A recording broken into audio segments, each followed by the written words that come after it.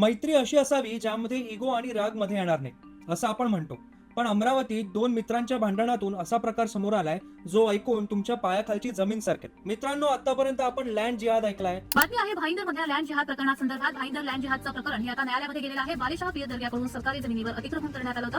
Love जिहादचे किस्से तर रोजचेच झाले. त्याची सगळ्यात महत्त्वाची आणि मोठी ब्रेकिंग न्यूज आपण पाहतोय. पालघरमध्ये लव्ह जिहादचा धक्कादायक प्रकार घडलेला आहे. बनावट हिंदू नावानं इंस्टाग्राम अकाउंट तयार केलं आणि एका 29 वर्ष महिलेला प्रेमाच्या जाळ्यात अडकवलं. महिलेकडून 2.5 लाख रुपये उकळण्याचा प्रकार घडलेला आहे. कॉर्पोरेट जिहाद हा नाशिकमध्ये ताजा असताना आता मार्केटमध्ये एक नवीन व्हायरस आलाय, बॉडी काउंट जिहाद. नाशिकमध्ये TCS सारख्या मोठ्या कंपनीत कॉर्पोरेट जिहाद सुरू असतानाच अमरावतीत अयान शेख नावाच्या एका 19 वर्षांच्या दिनदार कार्ट्याने 350 पेक्षा जास्त अश्लील व्हिडिओ बनवून 180 पोरींचं आयुष्य उद्ध्वस्त केलंय. आजच्या व्हिडिओमध्ये आपण याच जिहादी मानसिकतेचं पंक्चर काढणार आहोत. बघा, अमरावतीमध्ये दोन जिगरी दोस्त होते, अयान आणि उझेर. या दोघांमध्ये स्पर्धा लागली होती. कशाची? तर बॉडी काउंटची. म्हणजे कोण किती मुलींना आपल्या जाळ्यात ओढतंय आणि त्यांचे व्हिडिओ रेकॉर्डिंग करतायत. हे दोघेही इतके नीच निघाले की जेव्हा त्यांच्यामध्ये पैशांवरनं भांडण झालं आणि दोघांचेही इगो मध्ये आले, तेव्हा उझेरने अयानच्या कृत्याचा पाढाच वाचला आणि एक पेनड्राईव्ह समोर आला. त्या पेनड्राईव्ह मध्ये होते 180 मुलींचे 350 व्हिडिओ. म्हणजे प्रत्येक व्हिडिओमध्ये मुलगी वेगवेगळी पण चेहरा एकच, अयानचा. या अयानला वाटत असेल आपण जेम्स बॉन्ड आहोत, पण पोलिसांनी जेव्हा त्याच्या घरावरती बुलडोजर फिरवला तेव्हा कळलं असेल की हा तर साधा भंगारवाला सुद्धा बनायच्या लायकीचा नाही. इतका वेळ याने जर अभ्यासात दिला असता तर आज कुठेतरी चांगल्या कामासाठी काहीतरी करू शकला असता.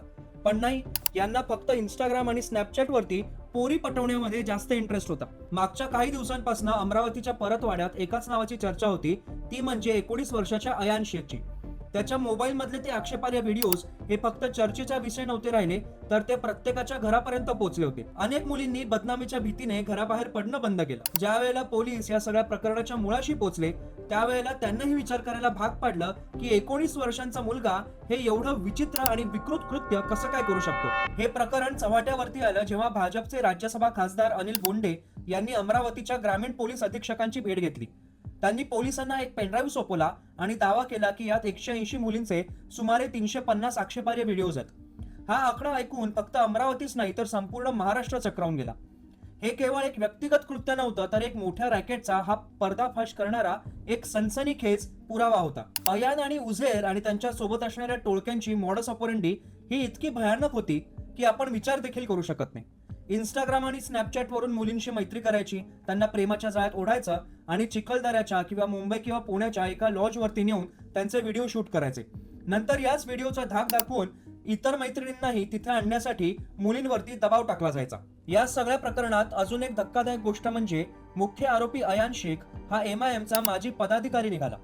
हे समोर आल्यानंतर या प्रकरणाला एक वेगळंच वळण मिळालं. जरी MIMने त्याची हकालपट्टी केल्याचं जाहीर केलं असलं तरी भाजप नेत्यांनी याला व्हिडिओ जिहादचं नाव दिलं.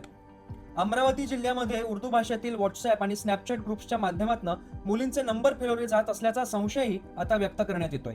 या प्रकरणाचा अजून सखोल तपास करण्यासाठी 47 सदस्यांचं विशेष तपास पथक अर्थात स्पेशल इन्व्हेस्टिगेशन टीम ही स्थापन करण्यात आलेली आहे. अयान शेखसह उझेर खान, मोहम्मद साद आणि तरबेज खान यांना अटक करण्यात आली असून त्यांच्यावरती पॉक्सो आणि IT ऍक्ट अंतर्गत गुन्हे दाखल झालेत. एवढंच नाही तर प्रशासनाने अयानच्या घरातील अवैध बांधकामावरती सुद्धा बुलडोजर चालवून एक कडक संदेश दिलाय. सध्या पोलीस सायबर तज्ञांच्या मदतीने आरोपीच्या मोबाईलमधनं डिलीट केलेला सगळा डेटा, व्हिडिओज, फोटोज हे रिकव्हर करण्याच्या प्रयत्नात आहेत. पीडित मुलींची संख्या वाढण्याची शक्यता वर्तवली जाते. पण प्रश्न हा उरतो की सोशल मीडियाच्या या जगात आपली मुलं कोणत्या थराला जाते. प्रेमाच्या नावाखाली चालणाऱ्या या ट्रॅप पासनं सावध होण्याची वेळ आली. आपण जरा या नराधमांच्या माइंडसेट बद्दल बोलू. यकीन इन्स्टिट्यूट सारख्या संस्थांच्या साहित्यामधनं जे समोर येतं तेच मॉडेल हे लोक जमिनीवरती कसं राबवतात हे आपण पाहूया. याची पहिली स्टेज आहे soft targeting, the vulnerability check. यांचं पहिलं काम असतं की अशी मुलगी शोधणं जी भावनिकरित्या कमकुवत आहे, जिचं घरामध्ये कोणी ऐकत नाहीये किंवा घरच्यांपासून ती दूर आहे आणि तिला आधाराची गरज आहे. नाशिक असो वा अमरावती, जिहादांचं लक्ष या अशा मुलींकडे हे नेहमी असतं. याची दुसरी स्टेज आहे identity camouflage, the fake persona. येथे आयडेंटिटी बदलली जाते. हिंदू मुलींना आकर्षित करण्यासाठी गळ्यात माळ, हातात धागा किंवा सोशल मीडियावरती हिंदू वाटेल असं नाव किंवा हिंदू वाटेल असं काहीतरी प्रतीक वापरलं जातं, जेणेकरून मुलीच्या मनातली ती जी डिफेन्सिव्ह वॉल असते ती पहिली भिंत कोसळते आणि हे जिहादी त्या मुलीच्या आयुष्यात शिरकाव करण्यासाठी तयार होतात. याची तिसरी स्टेज आहे love bombing, the emotional siege. मी तुझ्यासाठी काही करेन, तू जगातली सर्वात सुंदर मुलगी आहेस, अशा शब्दांचा वर्षाव केला जातो. याला मानसशास्त्रात लव्ह बॉम्बिंग असं म्हणतात. याद्वारे मुलीचा मेंदू हा पूर्णपणे हायजॅक केला जातो आणि मग हे जिहादी त्या मुलीला कुठल्याही पद्धतीने वळवण्यासाठी तयार होतात आणि ती मुलगी कुठल्याही वळणाने आपल्याबरोबर येते हे त्यांना कळतं. आता तुम्हाला वाटत असेल की हे फक्त भारतातच होत आहे का? तर नाही. यकीन इन्स्टिट्यूटचे लेखक हसन मुनीर यांच्या हाऊ इस्लाम स्प्रेड या रिसर्चमध्ये एक गोष्ट स्पष्ट आहे. इंटरमॅरेज अर्थात आंतरधर्मीय विवाह हे इस्लाम पसरवण्याचं सगळ्यात मोठं ऐतिहासिक हत्यार आहे. यामागची मानसिकता काय? तर प्रिस्टन युनिव्हर्सिटीच्या एका पुस्तकात म्हटलंय, इस्लाम स्प्रेड थ्रू द बेडरूम. म्हणजे तलवारीने जे साध्य केलं जात नाही ते लव्ह ट्रॅपने अगदी सहजरित्या साध्य केलं जाऊ शकतं. या मानसिकतेचे लोक मानतात की एका मुलीला ट्रॅप करणं म्हणजे एका संपूर्ण पिढीला धर्मांतराकडे नेण्यासारखं आहे. हेच ते यकीन मॉडेल आहे जे नाशिक, अमरावती सारख्या टियर 2 सिटीजमध्ये आता मोठ्या प्रमाणात वाढतंय. अमरावतीमध्ये अयान शेख आणि उझैरमध्ये जे झालं तो या मानसिकतेचा सर्वात मोठा विकृत स्तर आहे. इथे फक्त धर्मांतराविषयी नाही तर गर्ल ॲज अ ट्रॉफी म्हणजे एक चषक म्हणून त्या महिलेकडे पाहिलं जात आहे, खास करून हिंदू महिलांकडे. कोण किती मुलींचे व्हिडिओ बनवतंय, कोण किती जणींना ब्लॅकमेल करून पुढच्या मुलीपर्यंत पोहोचतंय, म्हणजे हे एखाद्या गुन्हेगारी साखळीसारखं काम करतं.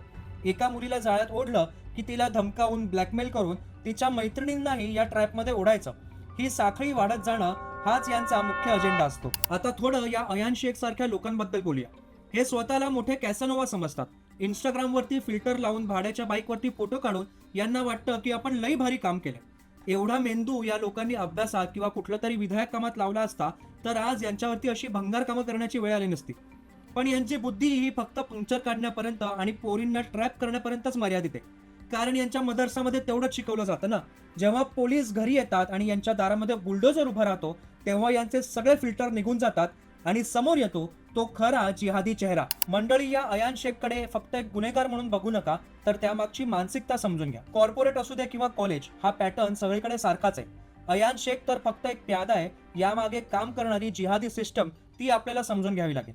कोणाचा तरी अब्दुल वेगळा आहे असं म्हणणाऱ्यांनी एकदा तो अमरावतीचा पेनड्राईव्ह बघावा, कारण त्यामध्ये संपूर्ण कांड करणारा हा एकच अब्दुल होता. हिंदू मुलींना सांभाळणं, हिंदू मुलींना सुरक्षित ठेवणं ही आपलीच जबाबदारी आहे आणि त्यासाठी आपल्यालाच झगडावं लागेल. मेरा अब्दुल अलगे म्हणणाऱ्या या हिंदू टोळीपासून सावधान राहा, कारण आपल्या किल्ल्याची दारं पहिले उघडणारे हेच लोक असतील आणि या जिहादींना पहिली एंट्री हेच लोक देते. या व्हिडिओमधनं जे मी विचार मांडले ते तुम्हाला पटले असतील तर व्हिडिओला शेअर करा. या अमरावती फाईल्स बद्दल तुम्हाला काय वाटतंय ते मला कमेंट्समध्ये नक्की सांगा. व्हिडिओला लाईक करा, व्हिडिओ शेअर करा आणि चॅनलला सबस्क्राईब नक्की करा.